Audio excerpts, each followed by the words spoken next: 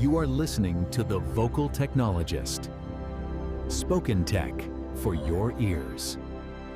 Welcome back, everyone. Today we're taking a plunge into the latest from the Web3 space, specifically what's shaking out in crypto right now. Yeah, things are moving incredibly fast.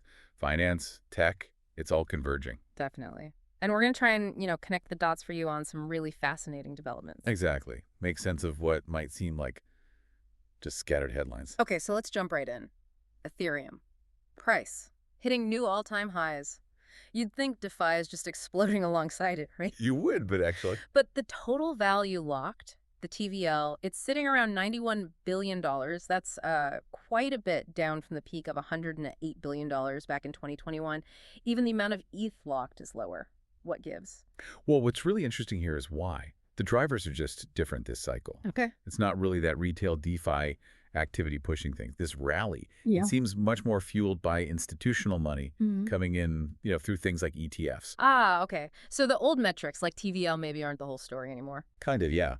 We need to consider other things now, like how layer 2 migration and more capital efficient stuff like liquid staking fundamentally change how we should measure network health.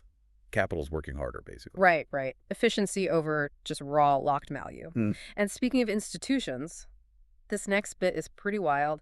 Trump Media and Crypto.com. Oh, yeah. Saw that. They're partnering up. Trump Media is grabbing like 684 million CRO tokens. That's, about $105 million. They're essentially becoming a crypto treasury firm. And if you look at the bigger picture, it's part of a growing trend. Like MicroStrategy. Exactly like MicroStrategy. Public companies adding crypto to their balance sheets.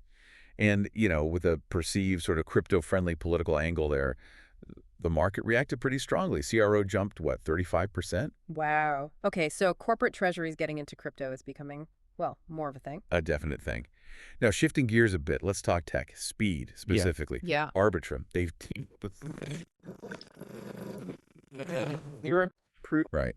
And for you, the listener, this could mean withdrawals and settlements across Arbitrums, like 40-plus chains, could go from taking maybe 7 days down to just minutes. 7 days to minutes. That's huge. It's a massive improvement. Yeah. Better capital efficiency, much nicer user experience for bridges, and stronger security because the proofs are enforced by layer 1. The Ethereum itself. So it really changes the layer 2 game. Completely. It even opens the door for these new hybrid models, mixing optimistic and ZK approaches.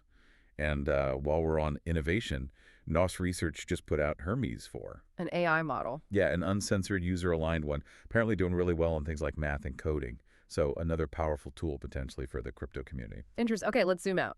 The big picture, stablecoins. There's talk of stablecoin infrastructure wars. Oh, yeah, it's heating up. Yeah. We're not just talking stablecoins on existing chains. No, we're seeing entirely new blockchains being built just for stablecoins. Yeah. They're targeting this massive projected market, maybe $3.7 trillion by 2030. And what makes them special? Things like instant finality, so transactions are settled immediately and irreversibly, and even gas-free transactions in some cases. Gas-free, okay. And where does Ethereum fit into all this future of money stuff?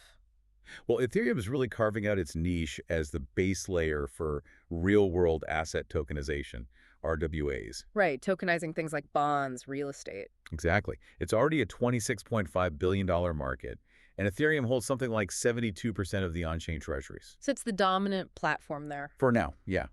And its programmability is key. It allows for features that institutions love, like daily dividend payouts. You've got big names like BlackRock, Apollo getting involved. Daily dividends on chain. That's pretty cool. It really is. It suggests, potentially trillions, maybe $20 trillion plus of traditional assets could eventually live on chain.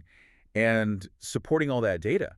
Yeah. There are projects like Iris tackling on-chain storage costs. Making it cheaper to store data on the blockchain. Yeah, affordable and programmable. Think like single-use event tickets with logic actually embedded in them. Okay, lots happening on the infrastructure front.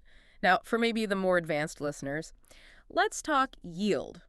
Kinetic and Pendle. Ah, yes, the yield token strategies. This mechanism offers some pretty incredible leverage, right? We're talking like a 44x multiplier. That's the potential, yeah. Or maybe a $25,000 position could get you points exposure as if you were holding over $1 million of the underlying token. $1.1 million equivalent from 25K. That's intense. It is. But what's also interesting is who benefits most. How so? Well, often smaller wallets actually get significantly better ratios, better points per yield token than the really big players. Seriously. So why isn't everyone doing it? Well, it's a complex, perceived complexity, definitely. Right. And it just highlights that persistent knowledge gap in the space. It's often overlooked by retail, even though the potential is there. Gotcha.